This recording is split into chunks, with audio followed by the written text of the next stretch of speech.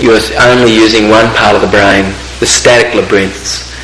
So that the minute that you, like, as one picture fades, the other simultaneously comes in.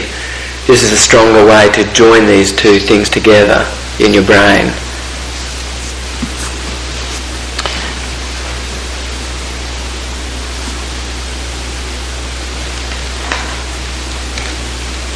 So if a person, because this hemisphere majorly connects me with the left hemisphere is connecting me with the external world, and the right hemisphere is much more connected to internal milieu. When a person comes back into their language, it's connecting them again with the external world. Not only that, but the language is taking them into a hemisphere which is involving pleasure. This hemisphere, majorly is involved in pleasure, because there's a structure here going in through here, which is majorly involved in the sequencing of flow through the temporal region. And there's a major region in the right hemisphere, in the temporal region, which is involved in the mediation of aversion. So it's possible when someone's feeling averse that they go so much into themselves, and there's a defective pleasure system, it's possible for this person to hallucinate, to hear a sound inside their head and imagine as if that's occurred outside, because the boundary of themself, has been dissolved.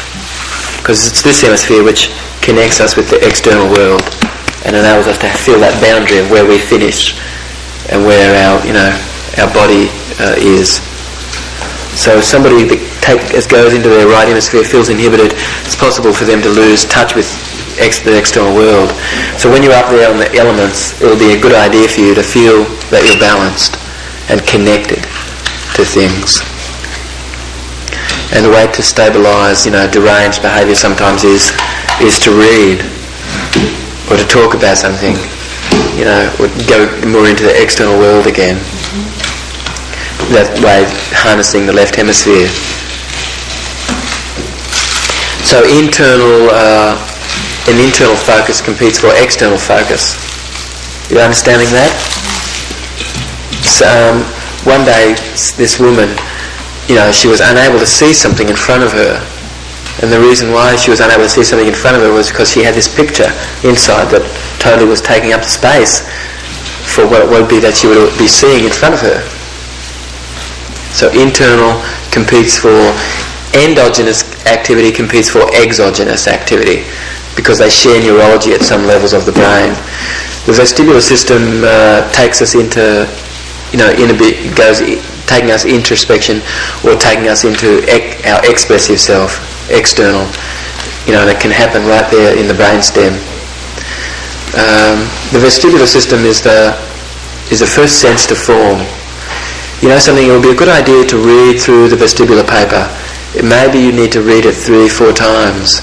But I would say there's stuff in there that really is enabling us to understand how we process memory. And Dave? How do you separate them from that preoccupied state and internal preoccupied state? If they're visualized internally? Yes. How do you kind of separate them from that and bring that to the external? Well, first of all, harnessing the person's will. What is it the person wants? Because let's say you're working with someone who's that jealous or something of their mate or something, I don't know. So the thing would be that the person's got like visual images of stuff happening, right, which is really not happening at all, but happening inside the brain, okay? So it really depends on the situation. You would be in need of harnessing this person's will. Good idea to feel like you can lie down and really relax, and that'll be excellent.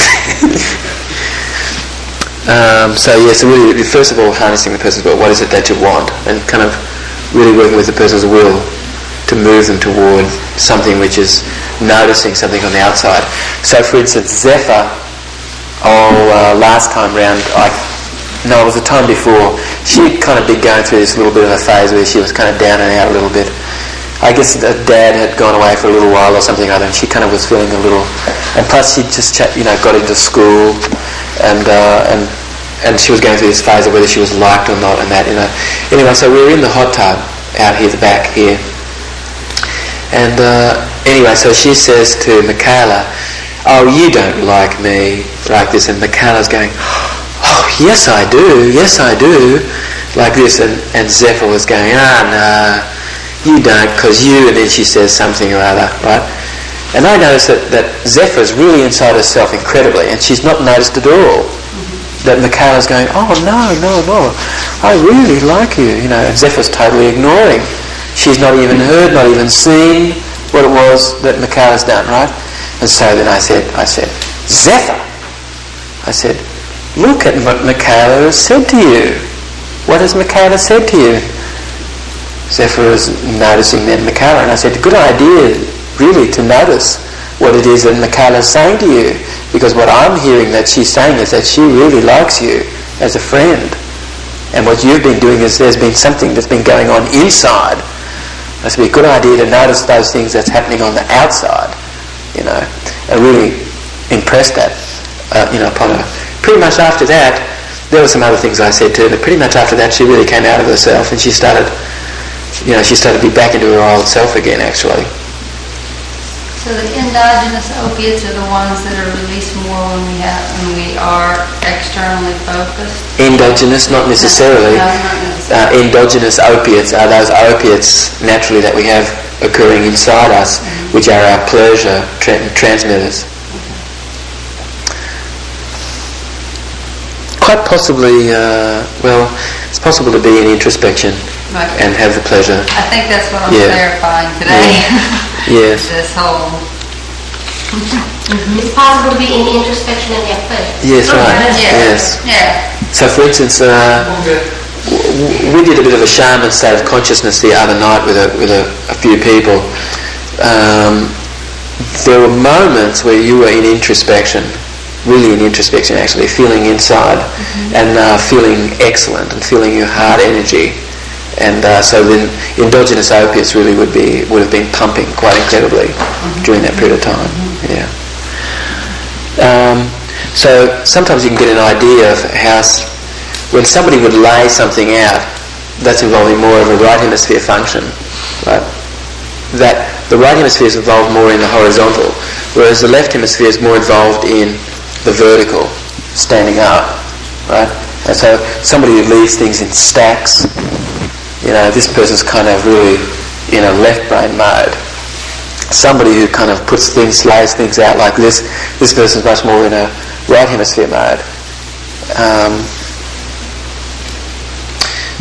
It's a good idea to make sure that you're using direction, and direction is a vestibular predicate, right?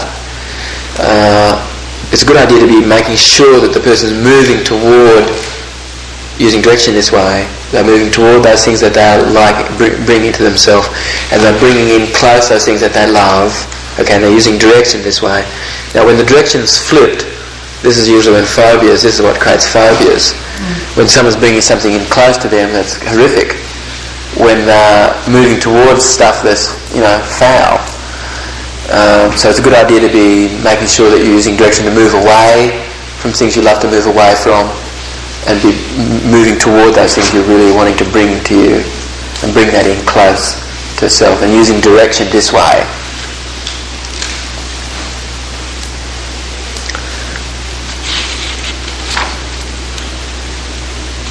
So sometimes also too, you can use an off-balancing strategy. Sometimes, somebody's thinking that there's balance with something that they're doing, and literally it may be not so balancing and bringing equilibrium to the person. Experiencing a degree of off-balancedness with this thing, it's possible then that the person can interrupt the pattern that was running there. So we're going to be talking about inputting programs. That's one way you can input a program, is by creating a space in the brain so that the brain is on record. And sometimes you can do this by creating a little confusion, or off-balancing that person with that thing. So one day I was with this person and I was teaching them the language of peace, and I'd really spent quite a bit of time teaching them the language of peace and impressing upon them the importance of the way their language thinks to create whole brain functioning. And this person was just speaking about what they didn't want.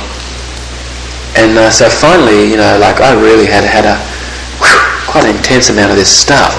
And so then I finally decided I'm going to mess this up. So when the person told me what they didn't want, I really got right into that and just was very messy. All of a sudden the person realised that was very messy. And then they started to avoid that, when they were with me, they really started to avoid that. And it was really excellent that they were avoiding this because there was a need to avoid it. Because before this time they were able to kind of deal with that mess, but all of a sudden it really became so messy that it was like unmanageable. So that's like using an off-balance strategy. Right, because if you're there always saying, yes, it's okay, it's going to be good, and then all of a sudden you turn around and go, yes, it's bad, then before you were the hope that they may have had, and then if you go ahead and go along with their game, then they realize they have to have their own hope. Okay, so that's another way of off-balancing. Right. Yes.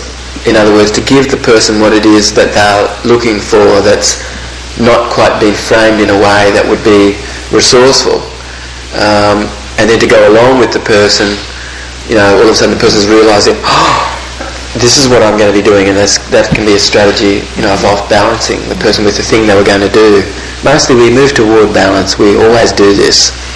You can just know it intuitively. People are moving towards balance usually.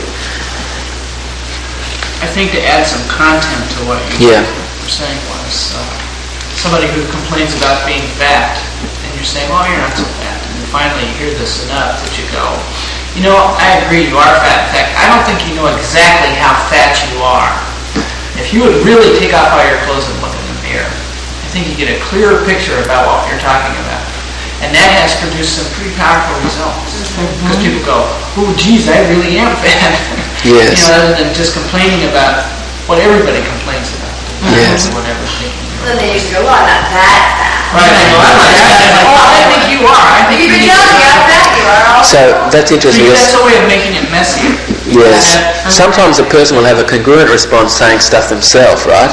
But then when you say that same stuff, they polarize. And so sometimes that's what I'll do. In fact, what I'll notice is the person has a congruent response saying stuff which is like, incongruent actually. And so then I just speak some of the stuff back to the person. And you can see sometimes the person has a polarization with that, see? So one day I sat with somebody and they wanted to tell me how foul something was that had occurred, It was just really foul. Oh, God, it was just gross. It was gross. Anybody the person would share this with, it would just like take them into the pits of things, right? And I'd just been really sharing with this person about the language of peace and how there's a component of that we are living, what it is that we speak and everything, And so this person then wanted really to take me into this stuff that was just absolute foul, right? And so finally, when this person finished, then I said some stuff that was really foul. And the person really got it, because I was really embedding, marking out that stuff that was aversive. The person was feeling this aversiveness that I was speaking. And so that can be also off-balancing strategy, actually. But, David, one time I said, David, I feel really dumb, because we just talked about something and I realized it's like I hadn't grasped it. And you said, you don't look dumb. It was like I was feeling something and you said you don't look dumb, and it's like all of a sudden I looked at myself and it was like I didn't know what you had done, but right at that moment I know I didn't look dumb, and I thought it was like a joke. Yes, so that was that's a good example of that. Having a congruent response to say something yourself, but the minute that somebody else, I said you don't, and then I said look dumb, of course it was about being dumb. And I mean, then we sometimes have a polarity to that being on the outside. How dare somebody else say that? But I mean, I could say that about myself, but, It was so funny. I heard somebody say something like that the other day. Oh, I'm so untalented. Oh, I'm so untalented. It's kind of what they tacked on to the end of everything. Untalented. Oh, I'm so untalented. I looked at her and said, really? I didn't think you were that untalented. I went, well, you something. Well, I thought you could too, but you just, My mother's always telling me how unsafe everything is. How this is going to happen and that's going to happen. And I looked at her straight in the face one day and said, wherever I go, I believe I'm safe. She goes, oh, that'll never work. I'm trying to programmed to me that never safe. There's no place you can feel Yes, safe. okay, so- And I'm afraid, you're afraid, I'll get around and I start getting really nervous that nothing's going to be wrong. Well, actually, you know something, Good. it's a good idea to pace where mum's coming from, because the place that mum's coming from truly is that she's protecting you. And I try to... So then it's a good idea to come from that place to be with the poor. Whatever you would say, it would have to be related So to instead her of saying, protecting you. instead of being afraid, be aware, I try to tell her and things like that. Instead she'd say, oh, Mom, I'm always watching out and somebody's not going to get me. I don't do that. This is like a major theme now. This is really becoming a major theme. Yes, so then I would be impressing upon mum that you know, I'm alert when I drive, and then I drive on the defensive, you know, and I'm wary. I'm not just rushing through, you know, intersections just because there's stop signs there, but I'm really always noticing actually. And then I really would be impressing upon mum that I'm really aware, and that this is a way truly for us to survive. You know, and I would be coming from mum's, and I would be sensing that her wanting to protect you, you know, making sure that you live through the ordeal of travelling that distance in the car or something, right? And you can play with her right there, too, and ask her, are we safe right now? Thanks for thinking. No. Yes, but you see, that might be taking it to the ridiculous, right? It's possible for it to make something seem ridiculous or funny, and actually a good idea to use, you know, humour and being provocative and being expressive in your humour, and to use metaphor and to use isomorphism, to use trance, actually to weave complexes and lay down structure, you know, that really brings mum to where you would like her to be with your understanding, you know, with each other. What I'm doing is not working. And it's starting to become like a theme, so that's what I'm doing. Yeah, so good idea to respect mum's feelings, her intent, her heartfelt intent that things are well. I know it's because she's my mom that she has to emphasize this more than she would with her friend. You know, with her friend, she, you know, wouldn't affect her that much. Well, John's mother's the same way. Yeah, she's incredible. She's incredible. My father had a mother that was exactly that way. Well, and what John used to always tell us Exactly. when we'd be leaving. See, Dad and Mom were both only children, so of course my grandmother was overprotective that something was going to happen to her only son. Good idea to see mum and dad like children too, right? Yeah. Because, you know, in that way they're still children too, yes. John used to always tell his mother, don't worry. And now it's like I've noticed is when she's telling us things, if I'll say, oh, we'll be really careful, Excellent. then she relaxes with it. But he used to like, don't worry. Don't worry. Troy's sitting out there in the Of course orphanage. you know as a mother she's going to worry. Whether you say don't worry or not. Whatever you say when I say I know my worries. Oh, okay, as long as you're being careful. Okay. You know, mostly all learned habituated behaviours arise from hierarchically lower brain structures. And you could imagine that in the vestibular system there's like a convergent point, like a hologram in fact, which is a configuration of electrical waves of energy interacting with each other. It's at this level more or less that other cells then are further propagated actually, so that this message arises from the brainstem that's habituated and learnt. It arises from the brainstem and affects the rest of the cortex to be resonating in a specific frequency actually. So this is a convergence point actually, you could call this the transform of sensory input with motor output creates a hologram actually, three-dimensional hologram configuration actually in the brainstem. It's this configuration of the way that this pattern is occurring. If we entrain live water that's got cells in it still, right, with this frequency, the water has the ability to retain the memory of that frequency for up to about 6 weeks or more. This is basically reframing, right? Say it again? Basically reframing it? Putting a framework around our sense of how memory and how the brain actually works, and the idea, in fact, actually of cellular memory, and actually what memory is, and what behaviour is, as the sum of something moving, actually. So that's where my question about in metaphysics, They say that Yes. there's a memory of everything that's occurred is imprinted and that we have access to it, and it's because of it's the sum of everything moving. Yes, right. In other words, it's stored somewhere in a vibrational movement frequency, that this stimulus is permanently left in the tissue protoplasm of the cell. Or in the ether. Or that it's actually a pressure differential that's gone out there. Right. So what would enable somebody to tap into that level? Or when it does occur, what's occurred? Like when it occurs specifically, I'm thinking of when it occurs for me. When I have access to information that I know is thousands of years old and it just occurs. Yes, because you have tapped completely into universal intelligence. Because each of us really are the sum of something that's at least the size of the Earth, and is at least 600 million years old.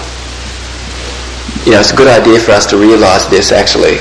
That there's something that's 600 million years old living its life out through you. I know that we've talked a little about this, haven't we? That you would go down to the atomic level, the atoms, and we would go down to 10 to the minus 7th in centimetres to get down to the atom. If you blow this measurement outward, it would be like having an orange in your hand and blowing it up to the size of the Earth. And then you would walk that distance between the orange and the size of the Earth, and you just have one atom. And we come from many more atoms than that. And that this atom is the sum of something moving, which is a configuration of something. And that we have come from something that's at least the size of the Earth, that's at least 600 million years old, living its life out through us today. So we have the memory of all of what's encoded within this.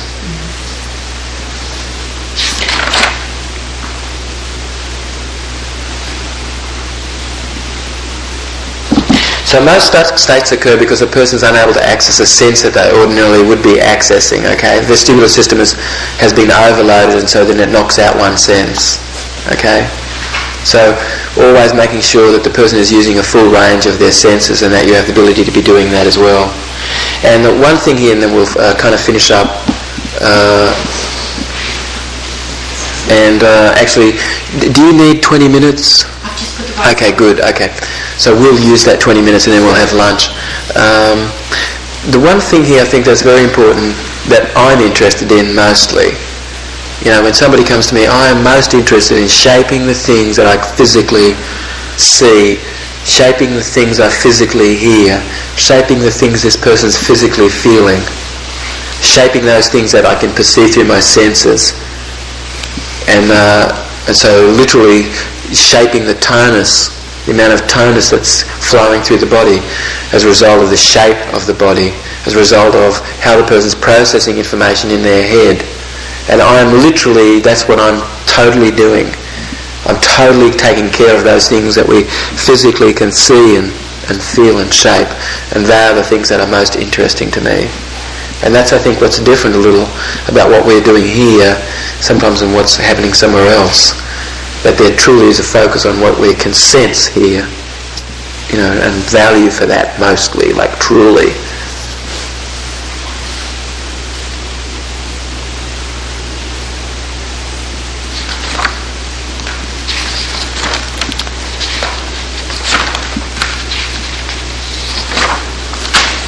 So it'd be a good idea to make sure that you have the ability to read through this vestibular paper again. You will really be in the knowing of things and be at an advanced stage in understanding. Hardly anybody is understanding yet what this is all about. The vestibular system, yes. That's right. Thank God. If you could use other words and just give a thesis, maybe a paragraph, saying it clearly and simply, without explaining the brain so much. Yes. What the vestibular paper is saying to us. Am I asking too much? Can you do that? I would say that there's an apparatus which everything feeds into. This apparatus is the vestibular system. I would say this vestibular system is sensing equilibrium in my body and striving to bring back balance, equilibrium, in the amount of tonus that's flowing through the brainstem. I would say this apparatus is what is like the first laying down of a blueprint. In other words, the very first thing the child does is it learns to hold its head upright.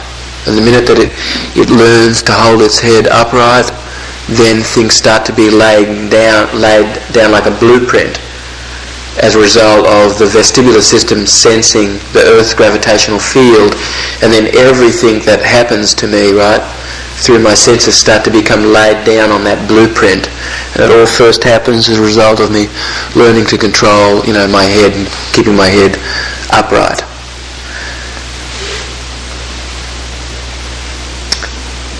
So this apparatus is what enables us the degrees of robustness in a state. In other words, the amount of electrical tonus being turned up in the volume that you are hearing, really turning it up really quite loud so it starts to really cross a threshold inside the head.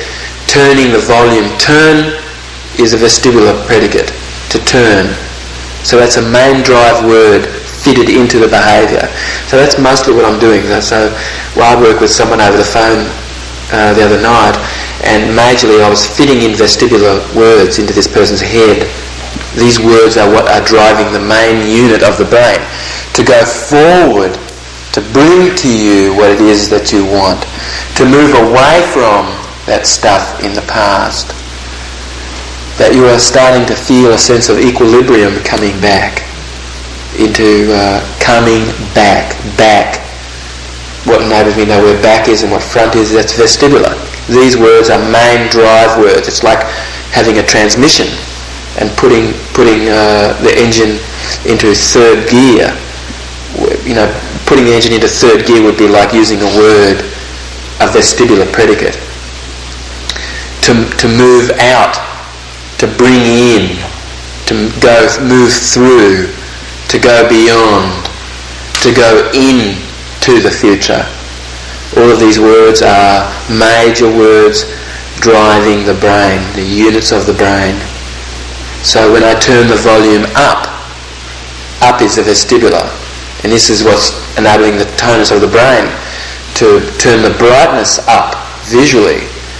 That's creating greater degree of tonus in the brain, to turn the brightness down, to turn the sound down.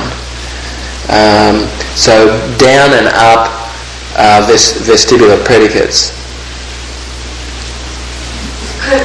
Would it be correct to say that learning to turn the tonus of the brain up and down through the vestibular, through the use of language? Through the use of those words, up and down. Right. Is what? Whole brain functioning? It's using words which are vestibular, and these words are words which are affecting the main drive units of the brain. That's what's driving the brain, these words, actually, these vestibular words. And the purpose of driving the brain is? Okay, I'll share with you something that happened quite profound for this woman. She really was feeling down. And she really was spinning around, and she really so she, there were some other things, the way she was using her senses. I knew it just from looking at her. So I said to her, well, have you bought something just lately? She said, oh yes, I bought a car. And I said, well, can you describe to me how you bought the car? She said, well, I went down to the local dealer, and I went inside. I knew she was inside quite a bit, like in her life, and I went inside. I got into the car, she said, and then I drove it around. She was doing a lot of going around. And then she went back. She was doing a lot of back in her life, a lot of back. So she was using a lot of down, she was using a lot of in, she was using a lot of around, and she was using a lot of back. And she wasn't using any visual, and she was using hardly any auditory. She was using mainly kinesthetic vestibular predicates. So I just was quick as a flash. She was telling me how she bought this car, and there it was, her strategy totally. She goes down, she goes inside when she feels low, right? She starts spinning around inside, like this, going around and around and around, and she's mainly going back, looking like backward through life, mostly focused on stuff that's happened in the past. Here's was her strategy for buying a car, and here was the strategy that was happening for her in life. I just brought out those predicates. She was shocked because before this all happened, I said to her, well, I'm feeling that you've been feeling a little down lately. And she said, yes. And I said, you've been coping by going inside. And she said, yes. And I said, things have been spinning round and round and round quite a bit. She said, yes. And I said, and you've been sensing that things have really been going backward quite a bit. She said, yes. And then I just showed her what it was that she'd said to me in her way of buying the car. And here was this strategy totally. So what did you do to make a change? I said, how does it feel like when you're feeling up and you're feeling high rather than low and down? She went, of course I feel much better. And I said, what happens when you're feeling out and you're moving around and stuff like that? She said, I feel much better. And I said, what happens when you're having the ability to move straight forward in life rather than spinning around and around and around? She said, much better. And I said, what happens when you're moving forward rather than focus on back? And what happens? And your ability to inspire creative influence of the future. So all of this was about words, using the main drive unit in her brain to bring her towards something which was more about pleasure. Does everybody get that? Huh? Got it. I tell you, you can find out what's going on. Just ask somebody, about anything, and you can find out why they're using their predicates, especially the vestibular submodalities. You learn a lot about this person. So when the person says, they were on vacation, and you say, what was it like, whilst you were on vacation? The person says, I was glad to be away from, my husband or my wife or something or whatever, right? And what I know is that the person's using away from program rather than a toward. Okay? Or an at. So I know the person's possibly dissociated when they were on their vacation just by the words they use. So somebody called me up on the phone and they said, well, I think I'm going to go away for a little while. I'm going to live in the city for a week at a time, and I think things will get better, right? And I knew to myself immediately, this person said this, I said inside to myself, this is hope triumphing over experience. This is this person thinking that hope is where things are at, and that this is above and beyond what the person's experience is. And this is where hope really is triumphing incredibly over experience. And I would say, good idea really truly to be tuned into experience. So, David, this is my question from this morning, is that the unconscious is always communicating. And so really that stuff is not unconscious. I mean, I understand about the plus or 7 minus 7 digits, and we can remember this, but her information to you about how she bought the car, to me, this is always available. Yes, someone who becomes so intuitive that they're understanding every movement that somebody makes. It's possible for this person to be quite aware of many things that I would say that it's true that we're noticing the subtle things that sometimes other people are missing. So it's her, completely. It's unconscious to her. That word is, her stuff is unconscious to her, but that's not unconscious. Yes, exactly, thank you. So make sure that whenever you use a word, the meaning of the word comes from the context that the word is used. Okay, so the word cannot have meaning without the context, Jenny. Any word, in fact, actually. But that's why this morning, see, the word unconscious to me doesn't have a lot of meaning anymore because it's so often used out of context. In a specific information piece, then I can say, okay, I understand it, like this piece. But earlier, what is unconscious? I mean, okay, so what is unconscious is... okay, if it's everything... Okay, if it's everything... So, just everybody be silent just 1 second. Okay. What was it that you heard happening to your left? Did you hear anything? Mm-hmm. What did you hear? I heard Ned kind of settle into his seat right there. And how was he settling into his seat? What did you hear? He sunk down into the pillow. Yes, okay, so now there were some things that were happening that it's possible for you now to bring to consciousness, because everything you're aware of, right? And when I mentioned that you heard this sound happening like this, okay, that's association, that's the strongest memory. Of course, everything that's passed me by, I have the ability to recall through association. So now we made that conscious, but before that time, that was not so matter of fact for Jenny's recall of ability. The feeling of the clothes, on your skin, and that's at an unconscious level. Of course, everything is there. Okay. All right. You know something? There's quite a bit there. I know that we really could talk about the use of the vestibular system, more and more actually. But anyway, I think that... Oh, we will, yes, and actually it would be a good idea to read that paper a few times probably, and to extract the stuff from it. Yeah. Is there when you're with the person as opposed to say talking to them on the phone, and like for the example of the woman who talked about her strategy buying a car. Right. But you also is there something also going on with the way she's moving her eyes around that relate to that? Yes, as I'm hearing her voice is down. Her voice is involving being inside. Mostly the content of what she talks about is about coming from being separated, because she's inside more or less rather than experiencing connection. All of these things, in fact, the use of the vestibular system is coming through everything she does. And you know something, it was amazing. What happened to her once she realised this. It was profound for her. It was profound. She realised. Pointing it out to it and then using other words. Yes. About forwarding and going straight and. She was amazed and she was delighted.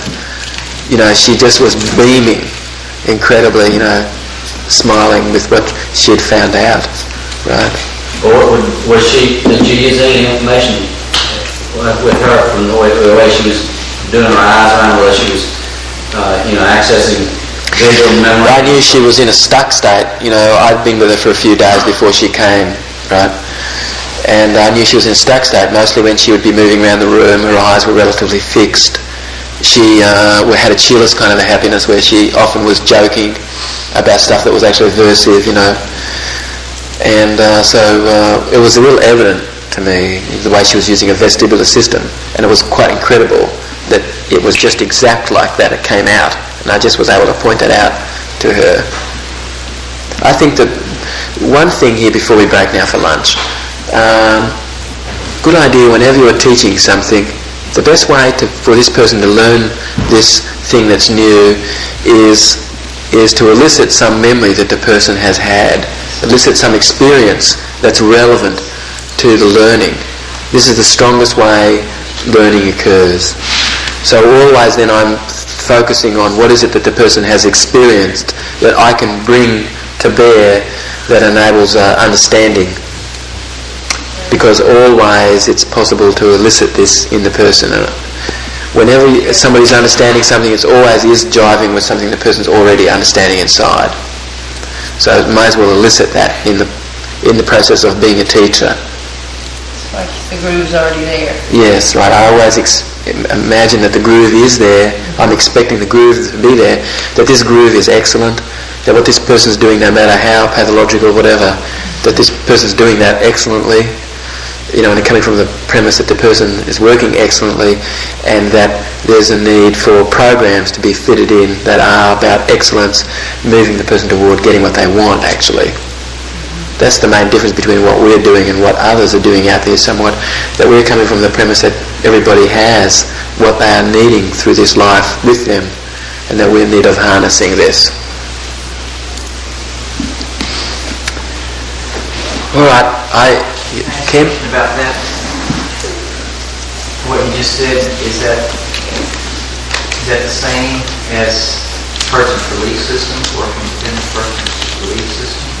Yes, you're always, as much as you have the ability to work, join that person's model, regardless of how, whatever, that you have the ability to join that person's model. Sometimes, of course, maybe you don't, but you'll have flexibility always. But mostly the way to be able to lead someone somewhere is to use their model of the world, the way that they're looking at the world actually and expand, what they're seeing. Yeah. And always go with the impetus of the person, Ken. So especially like with the bodywork, the people that you are doing bodywork on, that you wait for the moment, in fact, that you see a person wanting to write something, then you're going with that. We talked about that, I think, in the technician's training, didn't we? Yeah. Good idea to create that situation, make it a little worse, so the person actually was wanting, and then go ahead and do the alignment, If you can use some energy like that, it's quite powerful what you do, with people. Okay. Right, let's break for lunch. Later on, or what, is it whether overused, right? I think that we already have this on tape, don't we?